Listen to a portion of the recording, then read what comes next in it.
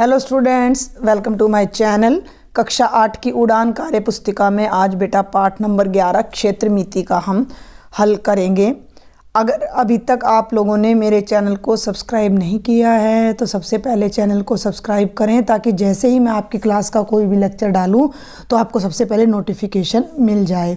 चलिए गतिविधि 1 पर आधारित प्रश्न। नीचे दी गई आकृतियों का परिमाप बताओ। देखो बेटा, ये है आयत, ठीक है, ये है आयत। और परिमाप का मतलब सीधा सा होता है कि कोई भी आकृति है, मान लो मैं यहाँ से चलना शुरू करूँ और ये और ये इन सब का जोड़ होता है परिमाप।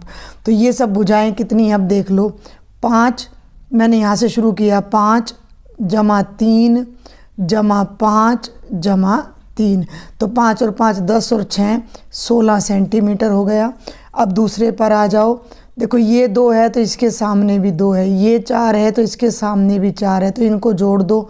2 जमा 4 जमा 2 जमा 4, 2 और 4 6 और 6 12 सेंटीमीटर हो गया। अगले भाग पर चलते हैं। ये भुजा 6 है तो ये भी 6 है, ये भुजा 3 है तो ये भी 3 है, यानी 2 बार तो 3 को जोड़ना और 2 बार 6 को, यानी 6 जमा 3 जमा 6 जमा 3। आप ध्यान दो, 6 भी 2 बार है और 3 भी, तो 6 से 12 और 3 15 और 3 18। और सेम यहाँ है, ये 3 है तो ये भी 3 है, ये राइट वाली 2 है तो लेफ़्ट वाली भी 2 है, तो ये हो जाएगा 3 जमा 3 जमा 2 जमा 2। 2 बार इसको जोड़ा, 2 बार इसको, 6 और 2 8 और 2 10।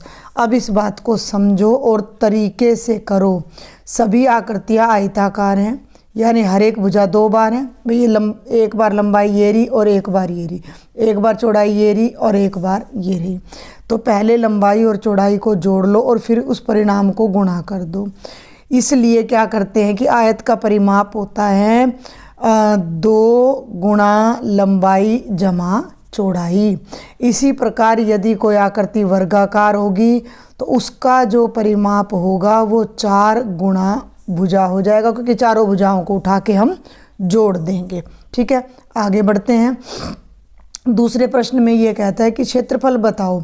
ये आपको एक आयताकार आकृति दे रखी है जिसकी ये वाली भुजा, जिसे अब मैं डार्क कर रही हूँ, 4 है और ये ए बी भुजा 3 है, तो ये वाली भी 4 है और ये भी 3 है। अब हम बात कर रहे हैं भैया क्षेत्रफल की, ध्यान देना। तो क्षेत्रफल का वैसे तो सीधा सा फॉर्मूला होता है लंबाई गुणा चौड़ाई, लेकिन देखो 1 वर्ग 2 वर्ग 3 वर्ग, इसके टुकड़े किए हुए 4 5 6 7 8 9 10 11 12 हिस्से एक एक करके किए हुए हैं, तो इसका क्षेत्रफल 12 हो जाएगा।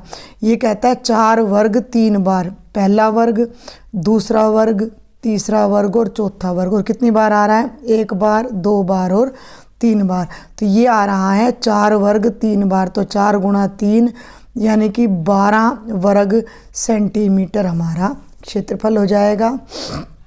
अगले पेज पर चलते हैं। अब डायरेक्ट आपको फॉर्मूले दे दिए गए हैं। आयत का क्षेत्रफल लंबाई गुणा चौड़ाई, और अब ध्यान देना वर्ग का क्षेत्रफल भी होएगा तो लंबाई गुणा चौड़ाई, लेकिन वर्ग की लंबाई और चौड़ाई बराबर होती हैं, तो यहाँ पर भी हम लंबाई लिख देंगे और यहाँ भी लंबाई लिख देंगे, तो ये क्षेत्रफल हो जाएगा लंबाई गुणा लंबाई। और लंबाई गुणा लंबाई की जगह आप उसको भुजा गुणा भुजा भी कह सकते हो। चलिए अब आगे चलते हैं। गतिविधि नंबर 2 पर आधारित प्रश्न। देखिए क्या कहता है। एक दीवार की लंबाई और चौड़ाई 15 और 12 मीटर है। ध्यान देना भाई, ये जो बाहर है पिंक कलर में ये दीवार है, लंबाई 15 है, चौड़ाई 12 है, जिसमें एक खिड़की है जिसकी लंबाई और चौड़ाई क्रमशः 3 व 2 मीटर है। इसके अंदर ये ले लो, ये ग्रीन कलर में, 1 मिनट भाई, ग्रीन कलर में खिड़की है जिसकी लंबाई 3 है और चौड़ाई 2 है। समझ गए कहानी। दीवार पर 15 रुपये प्रति वर्ग मीटर की दर से रंग कराने का खर्चा बताओ। अब एक बात समझ लेना, दीवार में जो खिड़की है ना उस पे क्षेत्रफल, उस पे सफ़ेदी नहीं होएगी, ठीक है, रंग नहीं होएगा। रंग तो केवल इस हिस्से में होएगा, और ये हिस्सा कैसे निकलेगा ये बात समझ लो। इस हिस्से में जो बीच में ये पिंक कलर की बाउंड्री की है ये शामिल नहीं है। सुन लो मेरी बात, इसको मैं ग्रीन कलर से कर देती हूँ। ये जो ग्रीन कलर भरा गया है इसमें पेंट नहीं होना, यानी इसको हटा दो। क्या करो भाई, पूरी जो पिंक दीवार है उसमें से ये ग्रीन हिस्से को हटा दो। हटा दो का मतलब क्या करना है, घटा कर देना है। तो पहले तो वो एरिया निकालो जिस पर सफ़ेदी होनी है, ठीक है। तो पहले आप निकालो दीवार, नहीं दीवार का भी नहीं बल्कि रंगे जाने वाला क्षेत्रफल, रंग होने वाला क्षेत्रफल या रंगे जाने वाला क्षेत्रफल। वो कैसे निकलेगा, पूरी दीवार में से खिड़की का क्षेत्रफल हटा दो। ध्यान दे लेना। तो आपने लिखना होगा कि दीवार का क्षेत्रफल है ये, घटा खिड़की है भाई, ये कह दो। कहीं राइटिंग समझ में नहीं आ रही, मैं बोल रही हूँ साथ साथ में, थोड़ा ध्यान से सुनो तो सब समझ में आ जाएगा। खिड़की का क्षेत्रफल। अब दीवार का क्षेत्रफल, दीवार आयताकार है, आयत का क्षेत्रफल लंबाई गुणा चौड़ाई। दीवार की लंबाई 15 और चौड़ाई 12, तो ये तो हो जाएगा 15 गुणा 12, ठीक है। खिड़की की लंबाई 3 है, चौड़ाई 2 है, तो ये हो जाएगा 3 गुणा 2। 15 और 12 का गुणनफल 180 होता है, ठीक है। 15 दूनी 30 और 15, ठीक है, 3 दूनी 6। 180 में से 6 गए तो ये आ जाएगा 174 वर्ग मीटर। ये वो क्षेत्रफल है जिस पे हमने रंग करना है। और रंग कराने का जो खर्चा है वो ये देखो यहाँ है, ये मैं मिटा रही हूँ यहाँ से। और अब देखो ये है 15 रुपये प्रति वर्ग मीटर। 1 वर्ग मीटर का खर्चा 15 रुपये है, तो 174 वर्ग मीटर पर रंग कराने का जो खर्चा होगा वो 174 को 15 से गुणा कर दो। 15 चौकू 60, हासिल पाई 6, 15 साते 135, नहीं 15 साते 105 और 6 111, हासिल पाई 11, 15 एकम 15 और 11 2610 रुपये। ये हमारा कुल खर्चा आ जाएगा सफ़ेदी कराने का। मेन आपने लॉजिक समझना है। सबसे पहले भाई खूब लंबा करना हो तो दीवार का क्षेत्रफल निकालो पहले तो आप, ठीक है। फिर खिड़की का क्षेत्रफल निकालो भैया आप, और उस क्षेत्रफल को आपस में घटाओ तो ये हमारा क्षेत्रफल आ गया।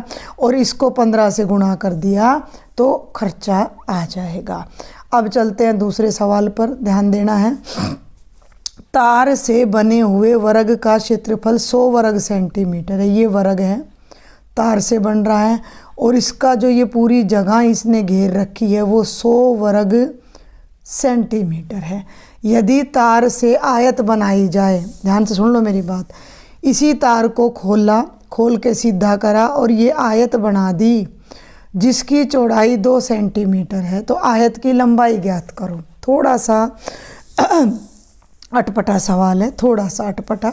देखो जितने तार से, इस पिंक तार से मैंने वर्ग बनाया, इसी पिंक तार को खोल के आयत बनाई, तो जिस तार से वर्ग बना उसी तार से आयत बनी, तो वर्ग का और आयत का परिमाप बराबर है। ये परिमाप और ये परिमाप बराबर है, ठीक है। दूसरी बात, अब हमें आयत की चौड़ाई तो पता है लेकिन आयत की लंबाई नहीं पता, और वही उसने कहा है कि ज्ञात करो। तो अब मेरी बात को सुनो। मान लिया कि वर्ग की भुजा x है, तो जो वर्ग का जो क्षेत्रफल है वो कितना आ रहा है, 100 आ रहा है। वर्ग का क्षेत्रफल क्या होता है, भुजा गुणा भुजा, यानी कि x गुणा x कितना आएगा, 100। x की घात 2 और 100 होता है 10 की घात 2, घात से घात कट गई, वर्ग की भुजा आ गई 10 सेंटीमीटर। अब आप निकाल दीजिए वर्ग का परिमाप। क्यों निकाल रहे हैं वर्ग का परिमाप, क्योंकि जितना वर्ग का परिमाप है उतना ही आयत का परिमाप है। तो 4 गुणा भुजा यानी कि 4 गुणा 10 यानी कि 40 सेंटीमीटर। ये आ गया बेटा वर्ग का परिमाप, यानी कि 40 सेंटीमीटर लंबे तार से वर्ग बनाया था, और 40 सेंटीमीटर लंबे तार से ही आयत बनाई जा रही है जिसकी चौड़ाई 2 सेंटीमीटर है। तो मान लेना आयत है ये, माना आयत की लंबाई L, चौड़ाई कितनी है 2 और आयत का जो परिमाप है वो उतना ही आएगा जितना वर्ग का है, यानी 40। अब यहाँ परिमाप के सूत्र से आपने आयत की लंबाई ज्ञात करनी है। यहाँ तक का नोट कर लो, मैं अब इसको साफ करूँगी स्क्रीन को। आयत का परिमाप 40 आ गया। देखिए अब आगे, आयत का जो परिमाप आया, परिमाप वो 40 है और परिमाप का सूत्र होता है 2 ब्रैकेट लंबाई जमा चौड़ाई बराबर है 40। ये 2 गुणा में है, इसको राइट साइड में ले जाओ, भाग हो जाएगा तो लंबाई जमा चौड़ाई हो जाएगा 40/2। लंबाई हमें पता नहीं है और चौड़ाई 2 है और 40 को 2 से भाग करोगे तो 20 आएगा। अब L जमा 2 बराबर 20 है। 2 को राइट साइड में ले जाओ तो L की वैल्यू 20 घटा 2 यानी 18 सेंटीमीटर हमारी आयत की लंबाई आ जाएगी। तो थोड़ा सा ये लंबा और उलझा हुआ प्रश्न था। आपको क्या समझना था कि वर्ग के क्षेत्रफल से पहले हमने वर्ग की भुजा निकाली, फिर हमने वर्ग का परिमाप निकाला, वर्ग और आयत का परिमाप बराबर हैं, फिर आयत के परिमाप के सूत्र से हमने लंबाई निकाली। तीसरे प्रश्न पर आ जाओ भाई। यदि एक वर्गाकार मैदान का क्षेत्रफल एक आयताकार पार्क के बराबर है, सुन लो ध्यान से, ये है वर्गाकार और ये है आयताकार, दोनों का क्षेत्रफल बराबर है। आगे बढ़े। यदि आयताकार पार्क का क्षेत्रफल 1600 वर्ग मीटर, यानी इसका क्षेत्रफल 1600 है और ये दोनों बराबर हैं, तो भाई वर्ग का क्षेत्रफल कितना आ जाएगा, वर्ग का भी 1600 आ जाएगा। तो वर्गाकार मैदान की भुजा क्या होगी। चलें आगे। तो माना वर्ग की भुजा, माना वर्ग की भुजा बराबर है x मीटर। अब भाई वर्ग का जो क्षेत्रफल है ये इसने हमें दे रखा है, कितना है 1600, तो ये हो जाएगा भुजा गुणा भुजा बराबर है 1600 यानी x की घात 2 और 1600 आएगा बेटा, आप करके देख लेना। जब आप 40 को 40 से गुणा करोगे तो ये 40 का वर्ग, वर्ग से वर्ग कट जाएगा तो x का मान कितना आ गया 40। ये x क्या था, वर्ग की भुजा थी, तो वर्ग की भुजा आ गई 40। ध्यान से सुनना मेरी बात को, वर्ग की भुजा आ गई 40। अब मैं आगे बढ़ती हूँ, देखिए ज़रा ध्यान से, वर्ग की भुजा आ गई। अब ये पूछता है क्या दोनों परिमाप भी समान हैं। अब परिमाप के लिए मेरी बात को सुनो। अब परिमाप कह रहा है दोनों का समान होगा। अब एक बात सुनो, वर्ग की तो भुजा हमें पता है कितनी है, 40 है, तो भाई 40 ये 40 ये 40 ये और 40 ये, तो परिमाप कितना हो गया, इनको 40 को 4 बार जोड़ दो या 4 से गुणा कर दो, 160 मीटर है, तो 160 मीटर आ जाएगा। लेकिन हम आयत का परिमाप ज्ञात नहीं कर सकते क्योंकि हमें ना आयत की लंबाई पता है ना हमें आयत की चौड़ाई पता है। समझ रहे हो मेरी बात को। तो हम इसके बारे में, परिमाप के बारे में लिख देंगे कि कुछ नहीं कह सकते, हम इस बारे में कुछ भी नहीं कह सकते। ठीक है, आगे बढ़ते हैं प्रश्न संख्या 4 पर। देखो बेटा, ये है प्रश्न संख्या 4। समझो और करके देखो, दोनों हिस्सों का मिलान करने पर आयत बनेगा। दिख रहा है आपको, ये थोड़ा लाइट शायद इसमें पड़ रही होगी, मैं कोशिश करती हूँ। अब देखिए, अब अच्छे से आपको दिख रहा होगा। ये प्रश्न मैं आपको अलग से ही करवा सकती हूँ, इसी फ़ोन में नहीं समझा सकती थी।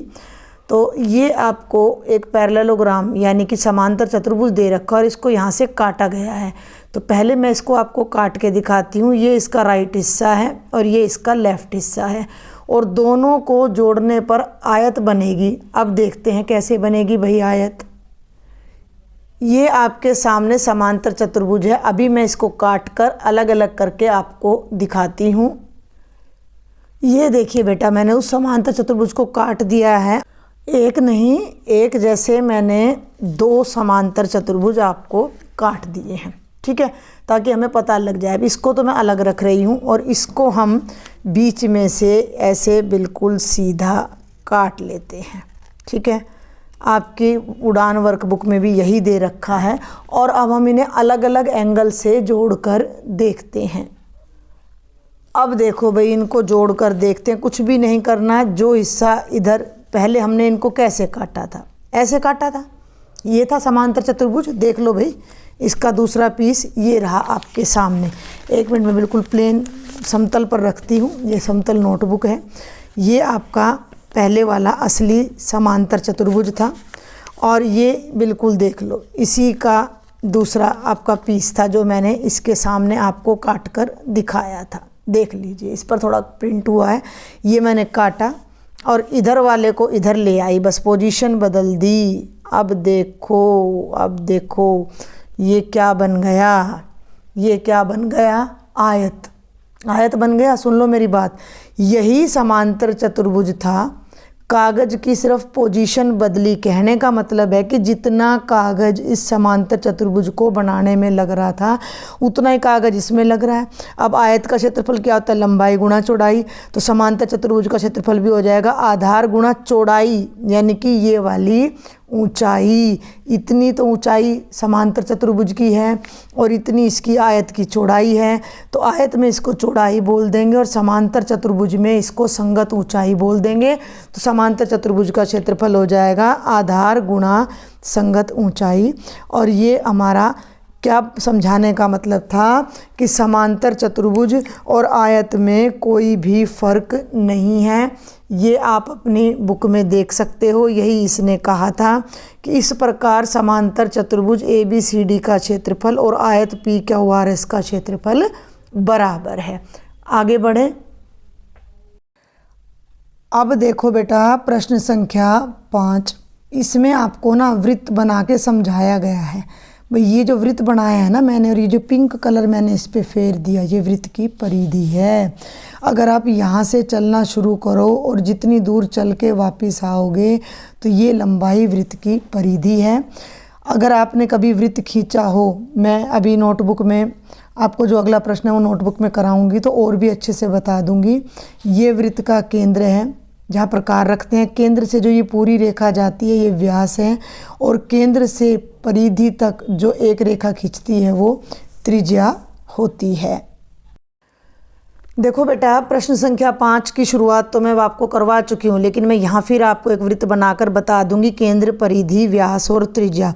और आगे ये कहता है पहले भाग में, देख लो जरा, आपको दिख रहा होगा, प्रकार की मदद से 6 कली का फूल बनाएं और इस बारे में अध्यापक द्वारा बताई गई प्रमुख बातें लिखें। ये हमारा प्रश्न है।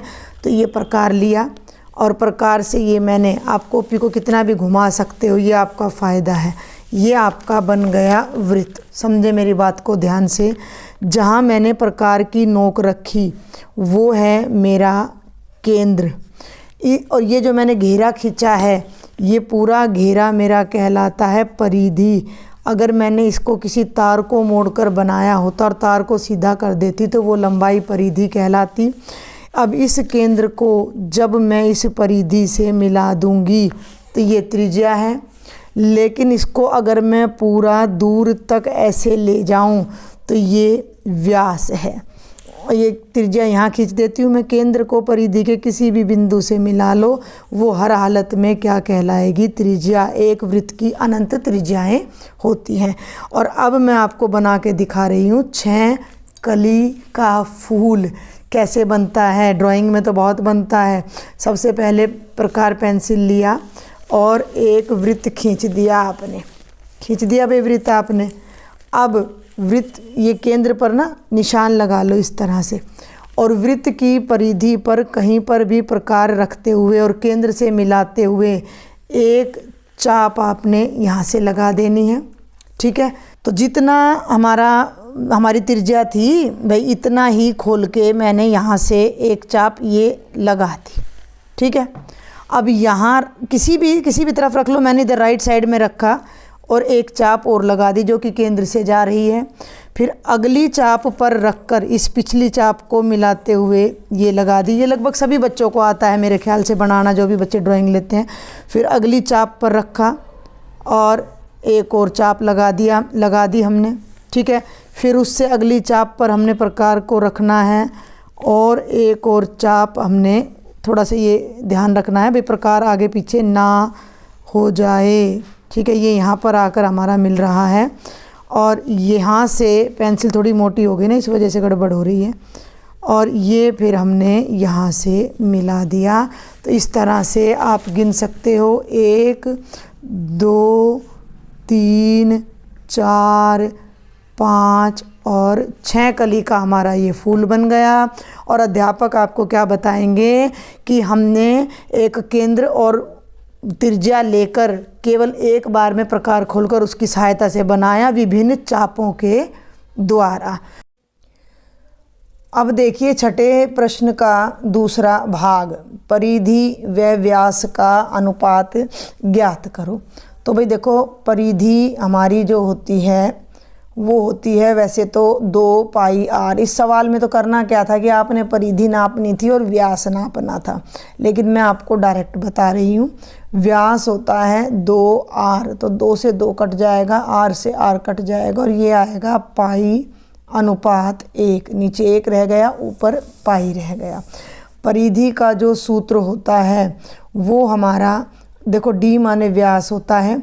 तो देखो एक बार मैं अलग से समझाती हूँ। परिधि का सूत्र होता है 2 पाई आर, यानी कि पाई गुणा 2 आर। 2 आर माने होता है त्रिज्या का दुगना, और त्रिज्या का दुगना होता है व्यास, और व्यास को इंग्लिश में डायामीटर कहते हैं। तो परिधि का एक फॉर्मूला तो होता है पाई डी और दूसरा फॉर्मूला होता है 2 पाई आर। ये 3/4 कुछ नहीं है, इसको तुम भूल जाओ, सीधा याद रखो पाई गुणा 2 आर। तो ये दोनों ही सूत्र, अगर आपको व्यास दे रखा है, मेरी बात सुन लो, और व्यास को पाई से गुणा कर दो तो आपकी परिधि आ जाएगी। और वृत्त का क्षेत्रफल होता है पाई आर स्क्वायर। क्षेत्रफल के लिए आपको त्रिज्या ज्ञात करनी पड़ेगी। आगे बढ़ूं, मैं एक बार फिर से इसको सफाई से लिख देती हूँ। परिधि का फॉर्मूला या तो पाई डी होता है या 2 पाई आर होता है, और क्षेत्रफल का फॉर्मूला पाई आर स्क्वायर होता है। ये है आगे प्रश्न संख्या 6, जिसमें आपको परिधि व क्षेत्रफल ज्ञात करना है।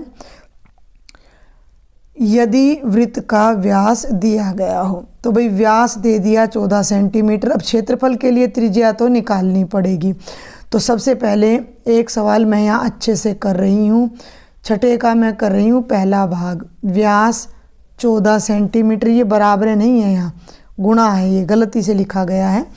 तो अब आप निकाल दो भाई त्रिज्या, जो कि हो जाती है व्यास का आधा, यानी कि व्यास बटे 2, यानी कि 14/2, यानी 2 7 14, जो कि आ जाएगी 7 सेंटीमीटर।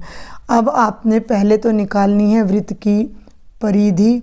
तो परिधि का फॉर्मूला तो मैंने सीधा बता दिया था, पाई डी, और पाई का मान होता है 22, डी माने डायामीटर, और डी का मान है 14। तो 7 दूनी 14, 22 की और 2 की गुणा कर दो तो ये आ जाएगी 44 सेंटीमीटर। और बी भाग ले लो वृत्त का क्षेत्रफल, जो कि होता है पाई आर स्क्वायर। पाई का मान बेटा 22/7, और आर स्क्वायर का मतलब आर को 2 बार लिख दो, 7 गुणा 7।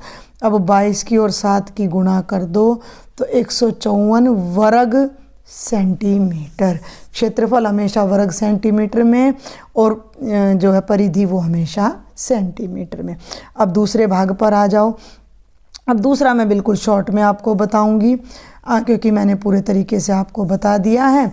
एक तो ये यहाँ बार बार कह रही हूँ, ये डॉट नहीं है, यहाँ केवल 10 सेंटीमीटर। व्यास 10 है तो त्रिज्या कितनी हो जाएगी 10/2, यानी कि 5 सेंटीमीटर। तो अब पहले तो सीधी निकाल दो परिधि। परिधि का तो आसान सा सूत्र है पाई डी। पाई का मतलब 22/7 और डी का मतलब 5। अब ये कटेगा नहीं, तो ये 22 5 110/7 सेंटीमीटर पहला भाग हो जाता है। और दूसरे भाग में आप निकाल दो क्षेत्रफल, जो कि हो जाएगा पाई आर स्क्वायर। तो पाई का 22/7 और आर का मतलब कितना था 5, और स्क्वायर है तो 2 बार लिखना है, 5 गुणा 5। ये भी नहीं कटेगा, तो 22 5 110 और 110 पांजे 550/7 वर्ग सेंटीमीटर हमारा क्षेत्रफल आ जाएगा। और ये लास्ट पार्ट है इसका, व्यास 21 यानी कि ये तो हो गया डी, त्रिज्या हो गई 21/2 और अब हमने निकालनी है परिधि। तो परिधि तो बार बार कह रही हूँ, पाई डी कर दो, पाई की जगह रख दो 22/7, डी की जगह 21, 7 तिया 21, 22 तिया 66 सेंटीमीटर। और अब मैं बात करती हूँ क्षेत्रफल की, तो वो हो जाएगा पाई आर स्क्वेयर 22/7। आर कितना है, ध्यान दो, आर है 21/2 और फिर से 21/2। अब यहाँ भिन्नों की गुणा आपको आनी चाहिए, नीचे वाले से ऊपर वाला कट जाता है 7 तिया। चलिए मैं अलग कलर से आपको काट कर दिखाती हूँ। 7 तिया 21, 2 से ये कटेगा 11। अब कोई किसी से नहीं कटेगा, तो ऊपर एक तो ये आ गया 11 गुणा 21 तिया 63, नीचे आ गया 2 और 63 और 11 की गुणा होती है 693। ये एक तो इसको काट कर आ रहा था, तो 693/2 वर्ग सेंटीमीटर ये हमारा क्षेत्रफल आ जाएगा। ठीक है भाई, समझ आ गया आपको यहाँ तक? चलें आगे। तो ये था बेटा आपका कंप्लीट चैप्टर नंबर 10। अगर लेक्चर पसंद आया है तो शेयर करना, चैनल को सब्सक्राइब ज़रूर करना। Thank you.